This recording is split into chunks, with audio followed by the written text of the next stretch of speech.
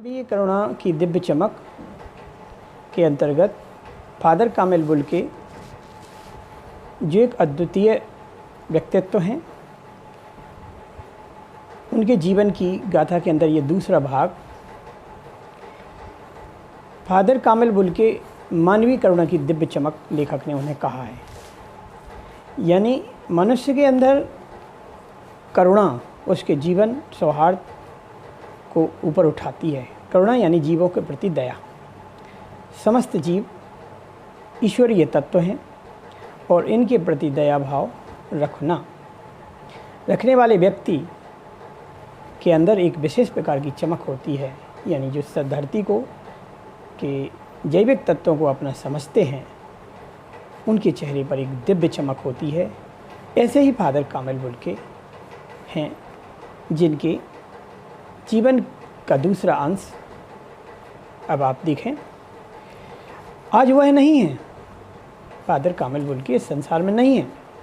लेखक कहता है, दिल्ली में वे बीमार रहे, पता नहीं चला, बाहें खोलकर इस संसार में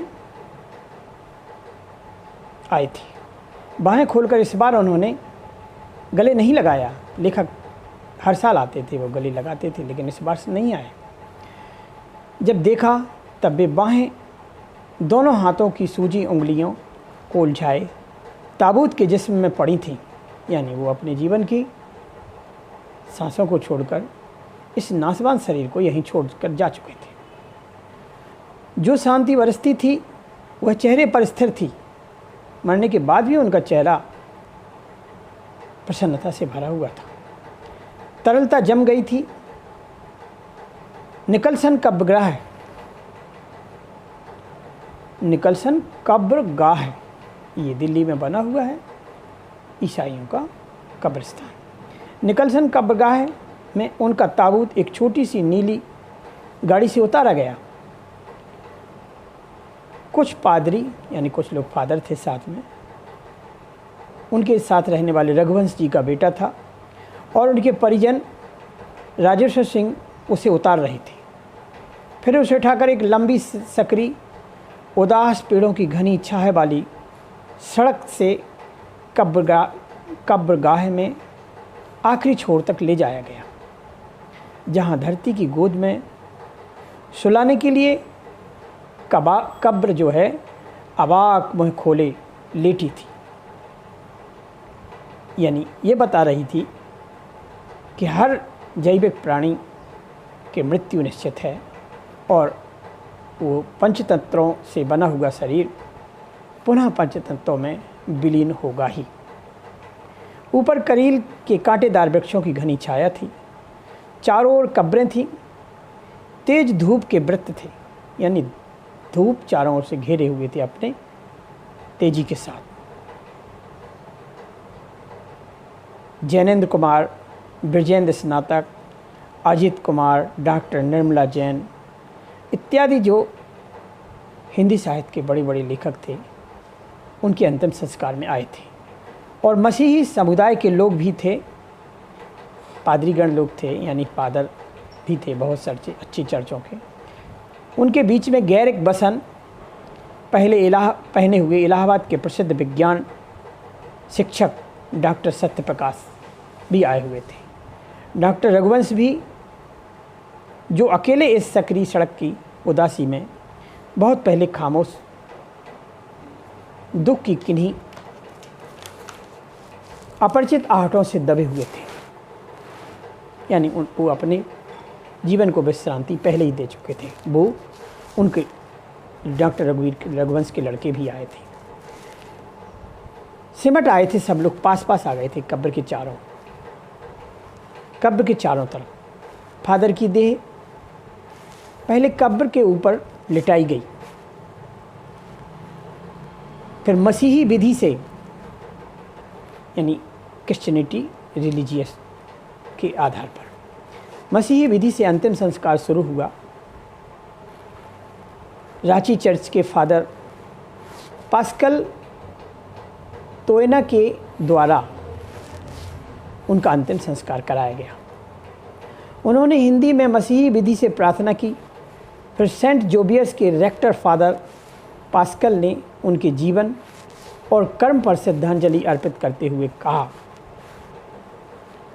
कि महान फादर कामिल बुल्के आज धरती में जा रहे हैं। इस धरती से ऐसे और रत्न पैदा होंगे, क्योंकि महान विद्वान के बीज के रूप में इस धरती माता में आज वो बोए जा रहे हैं। डॉक्टर सत्यप्रकाश ने भी अपनी श्रद्धांजलि में उनके अनुकरणीय जीवन को नमन किया। इसके पश्चात फादर कामिल बुल्के की देह को कब्र में उतार दिया गया। मैं नहीं जानता, लेखक कहता है, मैं नहीं जानता इस सन्यासी ने कभी सोचा था या नहीं कि उसकी मृत्यु पर कोई रोएगा, क्योंकि बेल्जियम का निवासी अमेरिका भारत कर्मभूमि बनाकर अपने जीवन को बिताया, हमेशा जैविक कल्याण में लगा रहा, हिंदी के विकास में लगा रहा, लेकिन उस क्षण रोने वालों की कमी नहीं थी। अपने व्यक्तित्व, अपनी सभ्यता के आधार पर फादर कामिल बुल्के ने बहुत सारे अनुयायी तैयार कर लिए थे। उनके विचारों को जानने वाले, स्वीकार करने वाले इंडिया में बहुत ज़्यादा हो गए थे। उन्होंने रामचरितमानस पर थीसिस लिखी थी, हिंदी इंग्लिश डिक्शनरी लिखी थी और बहुत सारी हिंदी पत्रिकाएं लिखी, बाइबल का हिंदी रूपांतरण किया। बहुत सारे महान कार्य उन्होंने अपने जीवन में किए। आज उनका शरीर नहीं है, लेकिन उनकी कब्र के पास रोने वालों की संख्या में कमी नहीं है। नम आँखों को गिनना स्याही फैलाना है, अर्थात इतने सारे लोग हैं कि उनको गिनना ज़रूरत नहीं है। आज उनके अनुकरण करने वाले बहुत सारे। इस तरह हमारे बीच से वह चला गया जो हम में से सबसे अधिक छायादार, फल फूल गंध से भरा और सबसे आगे सबका होकर सबसे ऊंचाई पर मानवीय करुणा, यानी जिसका जीवन करुणा से भरा रहा, वो एक ऐसा मानव था।